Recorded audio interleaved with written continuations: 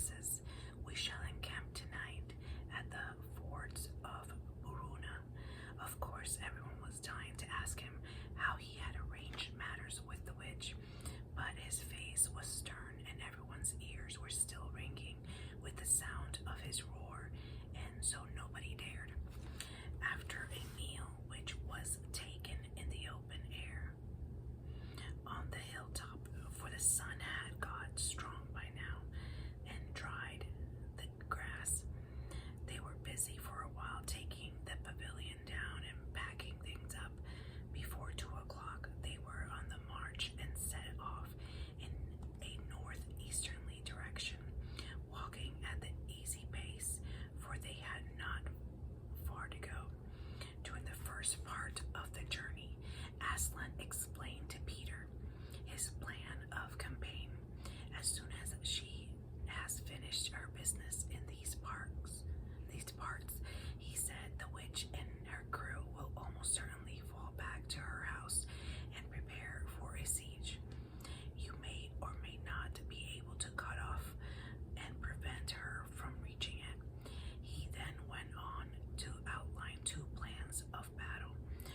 One for fighting the witch and her people in the wood, and another for assaulting her castle. And all the time he was advising Peter how to conduct the operations, saying things like, you must put your centaurs in such and such a place, or you must post scouts to see that she doesn't do so and so, till at last Peter said, but you will be there yourself, Aslan. I can give you no promise of that, answered the lion. And he continued giving Peter his instructions. For the last part of the journey, it was Susan and Lucy who saw most of him. He did not talk very much and seemed to them to be sad.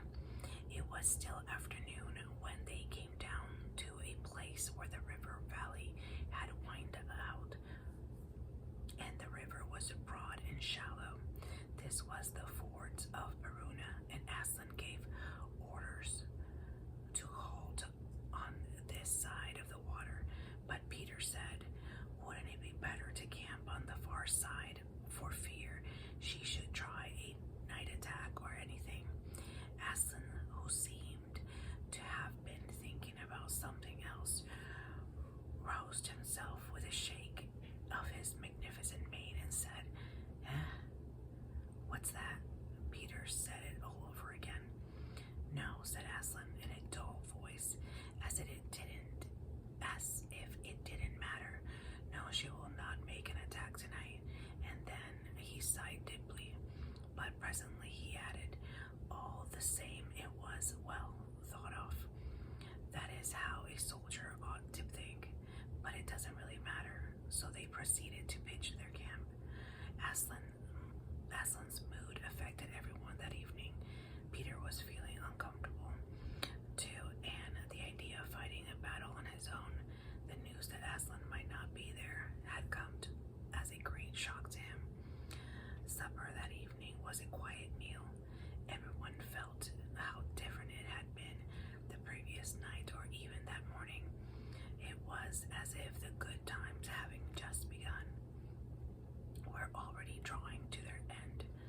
This feeling affected Susan so much that she couldn't get to sleep when she went to bed, and after she had lain counting sheep and turning over and over, she heard Lucy give a long sigh and turn over just beside her in the darkness. Can't you get to sleep either? Said Susan. No, said Lucy. I thought you were asleep, I said. Susan. What? I've a most horrible feeling, as if something were hanging over us. Have you? Because as a matter of fact, so have I. Something about Aslan, said Lucy. Either some dreadful thing is going to happen to him, or something dreadful that he's going to do. There's been something wrong with him all afternoon, said Susan. Lucy, what was that he said about not being with us at the battle? You don't think he could be stealing away or leaving us tonight, do you? Where is he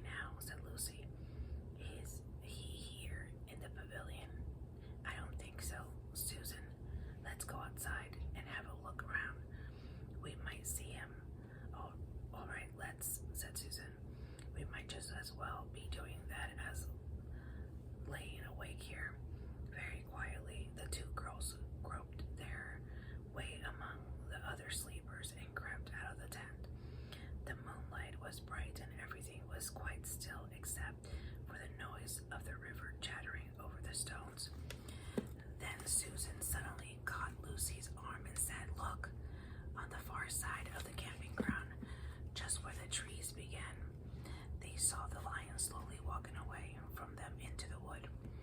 Without a word, they both followed him. He led them up to steep slope out of the river valley and then slightly to the right, apparently by the very same route which they had used that afternoon in coming from the hill of the stone table. On and on he led them into dark shadows and out into the pale moonlight, getting their feet wet with every heavy dew.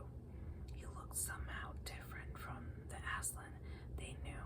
His tail and his head hung low, and he walked slowly as if he were very, very tired. Then, when they were crossing a wide open place where there were no shadows for them to hide in, he stopped and looked round. It was no good trying to run away, so they came towards him. When they were closer, he said, "Oh, children, children, why are you following me?" "We couldn't sleep," said Lucy, and then felt sure that she need say no more, and that Aslan knew all they had been thinking. "Please, maybe come with you, wherever you're going," asked Susan. "Well," said Aslan, and seemed to be thinking. Then he said, "I should be glad of company tonight. Yes, you may come, if you will promise to stop when I tell you, and after that leave me to go on alone." "Oh, thank you, and we will," said the two girls. Forward they went again, and one of the girls walked on each side of the lion. But how slowly he walked, and his great royal head drooped so that the noise nearly touched the grass. Presently he stumbled and gave a low moan. "Aslan, dear Aslan," said Lucy, "what's wrong? Can you tell us? Are you ill, dear Aslan?" asked Susan. "No," said Aslan, "I'm sad and lonely. Lay your hands on my mane so that I can feel you are there, and let us walk like that." And so the girls did what they would never have dared to do without his permission, but what they had longed to do ever since they first saw him. Buried their cold hands and in beautiful sea of fur, and stroked it, and so doing walked with him. And presently they saw that they were going with him up the slope of the hill on which the stone table stood. They went up at the side where the trees came furthest up, and when they got to the last tree, it was one that had some bushes about it. Aslan stopped, said, "Oh, children, children, here you must stop, and whatever happens, do not let yourselves be seen. Farewell." And both the girls cried bitterly, though they hardly knew why, and clung to the lion and kissed his mane and his nose and his paws and his great sad eyes. Then he turned from them and walked out on the top of the hill, and Lucy and Susan, crouching in the bushes, looked after him, and this is what they saw.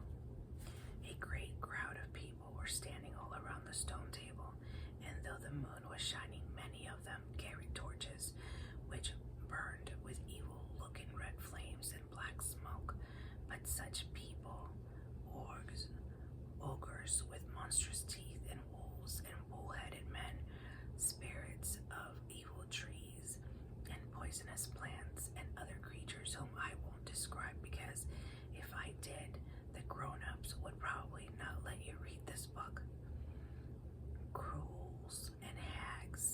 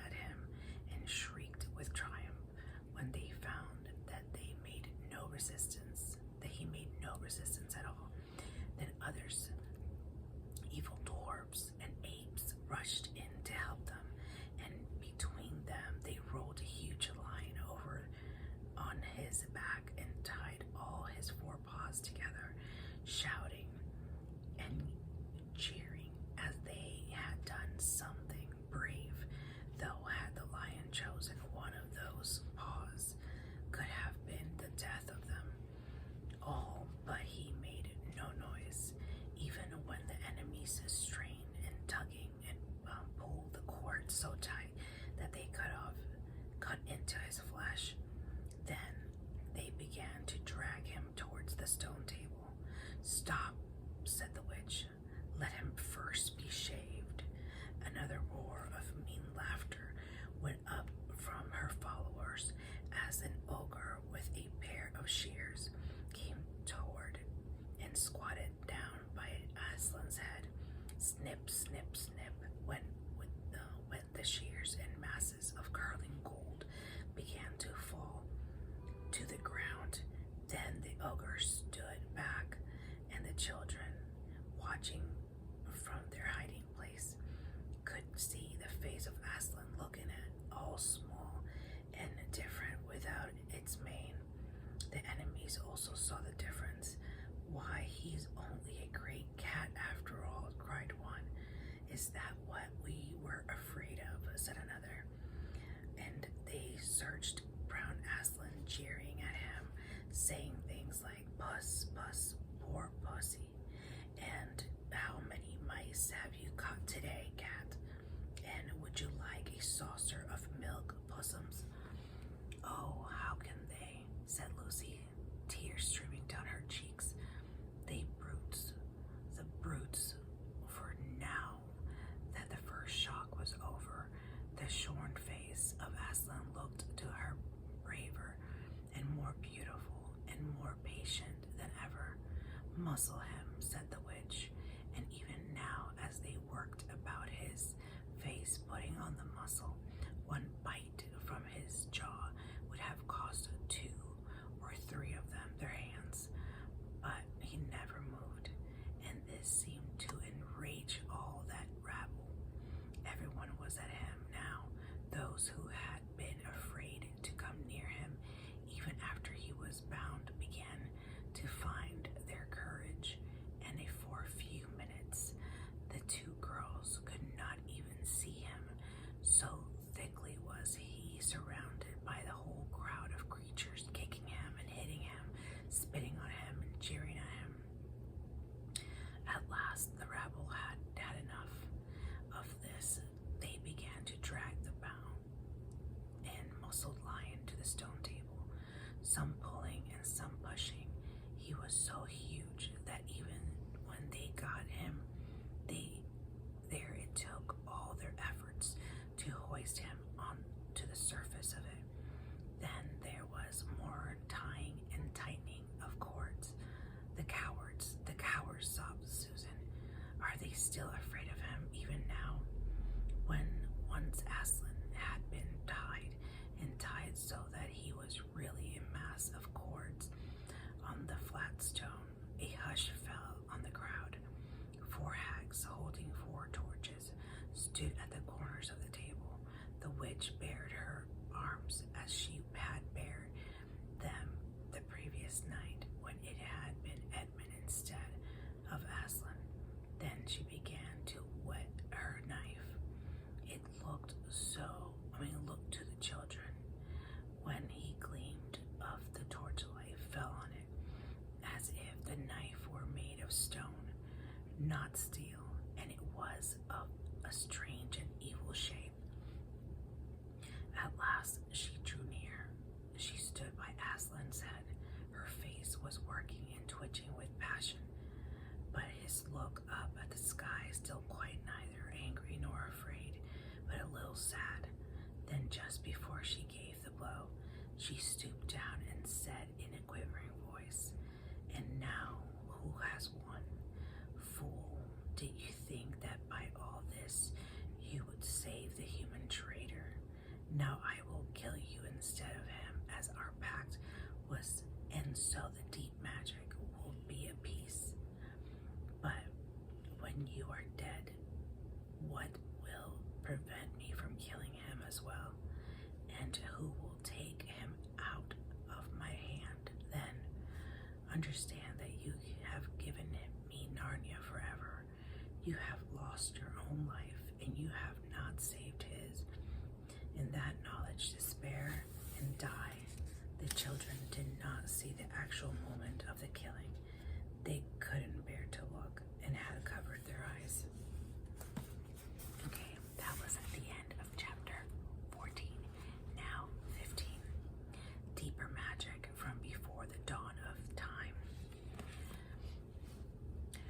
two girls still crouched in the bushes with their hands over their faces. They heard the voice of the witch calling out, "Now follow me all, and we will set about what remains of this war. It will not take us long to crush the human vermin and the traitors. Now what a great fool, the great cat lies dead." At this moment, the children were for a few seconds in very great danger, for with wild cries and noise of skirling pipes and trilling horns blowing, the whole of that vile rabble came sweeping off the hilltop and down the slope right past their hiding place. They felt the specters go by them like a cold wind, and they felt the ground shake beneath them under the galloping feet of the minotaurs. And overhead they went a flurry of foul wings and a blackness of vultures and giant bats. At any other time they would have trembled with fear, but now the sadness and shame and horror of Aslan's death so filled their minds that they hardly thought of it. As soon as the wood was silent again, Susan and Lucy crept out onto the open hill. The moon was getting low and the clouds were passing across, but still they could see the shape of the lion lying dead in his bounds. And then they both knelt in the wet grass and kissed his cold face and stroked his beautiful fur, what was left of it, and cried till they could cry no more. And then they looked at each other and held each other's hands for mere loneliness and cried again. And then again were silent. At last Lucy said, I can't bear to look at the horrible muscle. I wonder, could we take it off?" So they tried, and after a lot of working at it, for their fingers were cold, and it was now the darkest part of the night, they succeeded. And when they saw his face without it, burst out crying again, and kissed it, and fondled it, and wiped away the blood and the foam as well as they could. And it was all more lonely and hopeless and horrid than I know how to describe. I wonder, could we untie him as well, said Susan presently.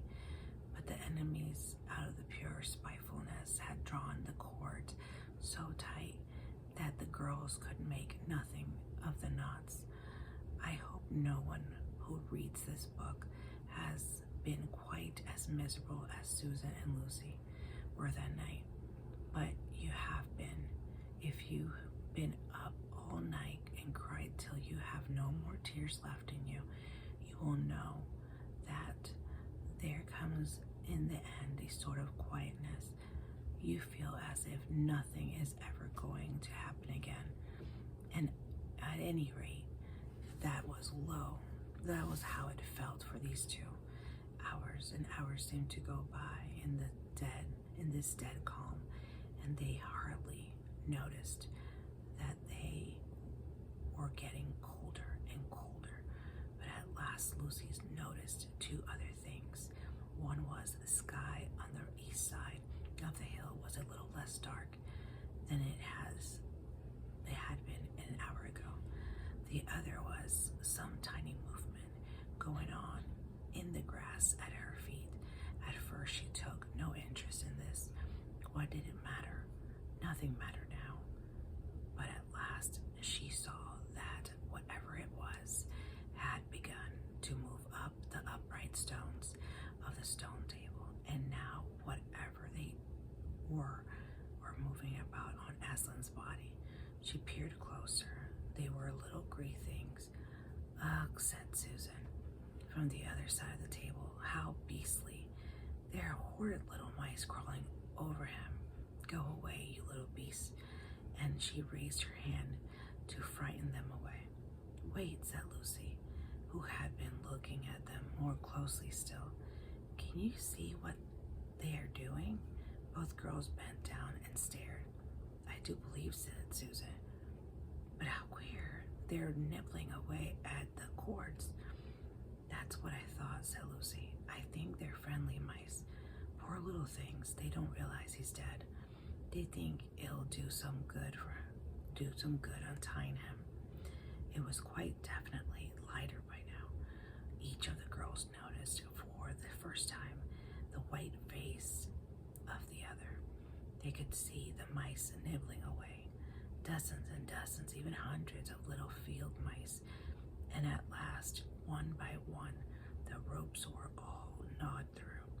The sky in the east was whitish by now, and the stars were getting fainter, all except one very big one, low down on the eastern horizon. They felt colder than they had been all night. The mice crept away again. The girls cleared away the remains of the gnawed ropes. Aslan looked more like himself without them. Every moment his dead face looked nobler as the light grew and they could see it better. In the wood behind them, a bird gave a chuckling sound. It had been so still for hours and hours that it startled them. Then another bird answered it. Soon there was birds singing all over the place. It was quite definitely early morning now, no late night. I'm so cold, said Lucy. So am I, said Susan. Let's walk about a bit. They walked to the eastern edge of the hill and looked down. The one big star had almost disappeared. The country all looked dark gray, but beyond, at the very end of the world, the sea showed pale. The sky began to run red. They walked to and fro more times than they could count between the dead, Aslan and the eastern ridge, trying to keep warm, and oh, how tired their legs felt. Then at last, as they stood for a moment, looking out towards the sea in Cair Paravel, which they could not just make out, the red turned to gold along the line where the sea and the sky met, and very slowly came up at the edge of the sun.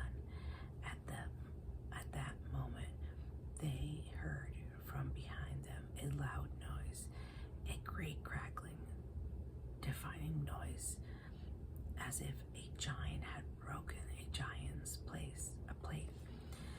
What's that? Said Lucy, clutching Susan's arm. I feel afraid to turn around, said Susan. Something awful is happening. They're doing something worse to him, said Lucy. Come on. And she turned, pulling Susan round with her. The rising of the sun had made everything look so different. All colors and shadows were changed, that for a moment they didn't see the important thing. Then they did. The stone table was broken into two pieces by a great crack that ran down in front from end to end, and there was no Aslan. Oh, cried the two girls, rushing back to the table. Oh, it's too bad, sobbed Lucy. They might have left the body alone. Who's done it? Cried Susan. What does it mean? Is it magic? Yes, said a great voice behind their backs. It is more magic. They looked round, the shining in the sunrise, larger than they had seen him before, shaking his mane, for it had apparently grown again, stood Aslan himself. Oh, Aslan, cried both the children, staring up at him, almost as much frightened as they were glad. Aren't you dead, then, dear Aslan, said Lucy. Not now, said Aslan. You're not asked Susan in a shaky voice. She couldn't bring herself to say the word ghost. Aslan stopped golden head and licked her forehead. The warmth of his breath and a rich sort of smell that seemed to hang about his hair came all over her. "Do I look like?" he said. "Oh, you're real. You're real. Oh, Aslan," cried Lucy, and both girls flung themselves upon him and covered him with kisses. "But what does it all mean?" asked Susan, when they were somewhat calmer. "It seems," said Aslan, "that though the witch knew the deep magic, there is a magic deeper still, which has said could have looked a little further back into the stillness of the darkness before time dawned. She would have read there a different incantation. She would have known that what a willing victim who had committed no treachery was killed in a traitor's stead. The table would crack, the death itself would start working backwards. And now, "Oh yes, now," said Lucy, jumping up and clapping her hands. "Oh, children," said the lion, "I feel my strength coming back to me. Oh, children, catch me if you can." He stood for a second, his eyes very bright, his limbs quivering, lashing himself with his tail. Then he made a leap high over their heads and landed on the other side of the table, laughing, though she didn't know why. Lucy scrambled over it to reach him. Aslan leaped again. A mad chase began, round and round the hilltop.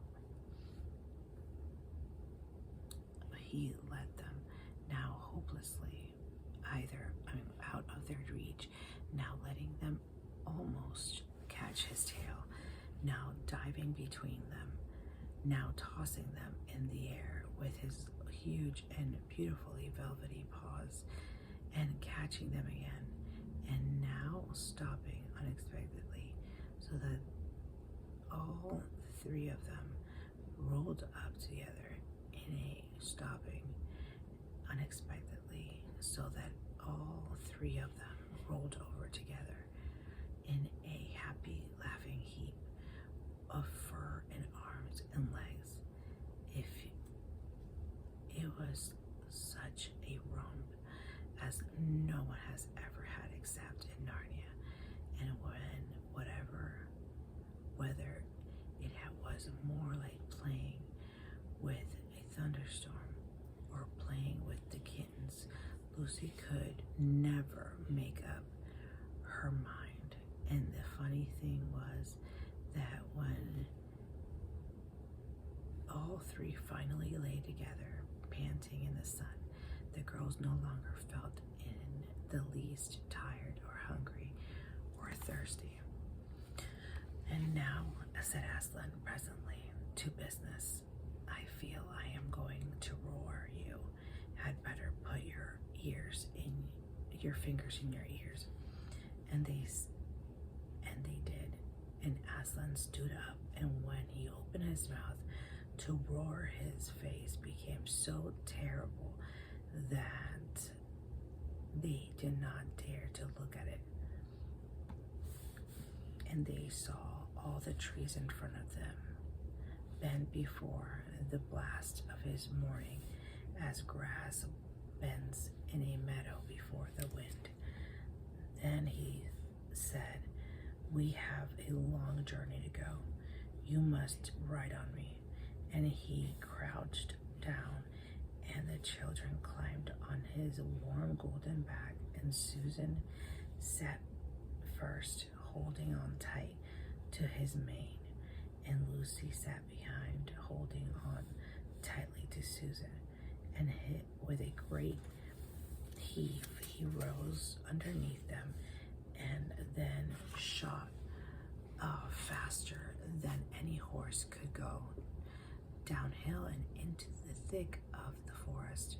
That ride was perhaps the most wonderful thing that happened to them in Narnia. Have you ever had a galloped on a horse? Think of that.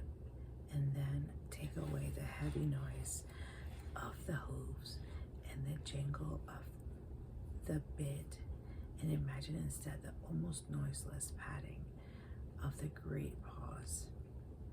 Then imagine instead of the black and gray or chestnut back of the horse, of the soft roughness of golden fur and the mane flying back in the wind.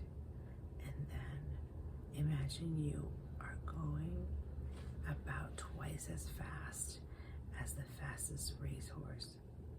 But this is a mount that doesn't need to be guided and never grounds tired. Here it goes. He rushes on and on, never missing his footing, never hesitating, treading his way with perfect skill between tree trunks, jumping over the bushes and briar and the smaller streams, wading the larger, swimming in the largest of all, and you're riding not on the road, nor a park, nor even on the downs, but night across Narnia, in the spring down solemn avenues of beech and across sunny glades of oak, through which orchards of snow white cherry trees, past roaring waterfalls and mossy rocks and echoing caverns, up windy slopes, all right, alight with gorse bushes, and across the shoulders of heather mountains, and also and along giddy ridges, and down again into wild valleys, and out into acres of blue flowers. It was nearly midday when they found themselves looking down a steep hillside at the castle, a little toy castle. It looked from where they stood, which seemed to be all pointed towers, but the lion was rushing down at such speed that it grew larger every moment, and before they had time even to ask themselves what it was there, they were already on the level with it, and now it no longer looked like a toy castle, but rose frowning in front of the castle, in front of them. Now a no-face looked over the battlements, and the gates were fast shut, and Aslan, not at all slacking his pace, rushed straight as the bullet towards it. The witch has become home, he cried. Now, children, hold tight. Next moment, the whole world seemed to turn upside down, and the children felt as if they had left their insides behind from them, for the lion had gathered himself together for a greater leap than any he had yet made, and jumped, or you may call it flying rather than jumping, right over the castle wall. The two girls breathed breathless, but unhurt, found themselves tumbling off his back in the middle of a wide stone courtyard full of statues. So that's the end of chapter